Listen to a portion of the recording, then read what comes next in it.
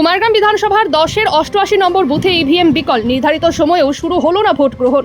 কুমারগ্রাম বিধানসভা কেন্দ্রের 10-এর 88 নম্বর বুথে ইভিএম এর ত্রুটির জেরে ভোট গ্রহণ শুরু হতে বিলম্ব হলো। বৃহস্পতিবার সকাল থেকেই নির্ধারিত সময়ে ভোট গ্রহণ শুরুর কথা থাকলেও যান্ত্রিক সমস্যার কারণে সকাল 7:45 পর্যন্ত ভোট গ্রহণ শুরু করা সম্ভব হয়নি। লাইনে দাঁড়িয়ে থাকা ভোটারদের সঙ্গে কথা বললে তারা জানায় তারা সকাল থেকেই বুথের সামনে লাইনে দাঁড়িয়েছিলেন, কিন্তু ইভিএম মেশিনে গোলযোগ দেখা দেওয়ায় ভোট গ্রহণ প্রক্রিয়া আটকে যায়। বিষয়টি দ্রুত নির্বাচন কমিশনের দায়িত্বপ্রাপ্ত আধিকারিকদের জানানো হয় এবং প্রযুক্তিগত দল ঘটনাস্থলে পৌঁছে সমস্যার সমাধানের চেষ্টা শুরু করে। এদিকে দীর্ঘক্ষণ অপেক্ষার কারণে ভোটারদের মধ্যে কিছুটা অসন্তোষ দেখা দিলেও পরিস্থিতি নিয়ন্ত্রণে রাখতে নিরাপত্তা রক্ষীরা সক্রিয় ভূমিকা নেন। পরে ইভিএম মেরামত বা বিকল্প মেশিন আনার পর ভোট গ্রহণ শুরু হয় বলে জানা গিয়েছে। ভোট দিতে আসছেন, কোনো রকম অসুবিধা বা কোনো পরিবেশ আছে কি? অসুবিধা কিছু নাই, একটু মেশিনটা খারাপ ছিল। মেশিন খারাপ ছিল? আচ্ছা, কয়টা থেকে ভোট চালু হয় আপনাদের এখানে? 7টা। 7টা থেকে চালু হয়। তারপর মেশিন খারাপ কতক্ষণ ছিল খারাপ?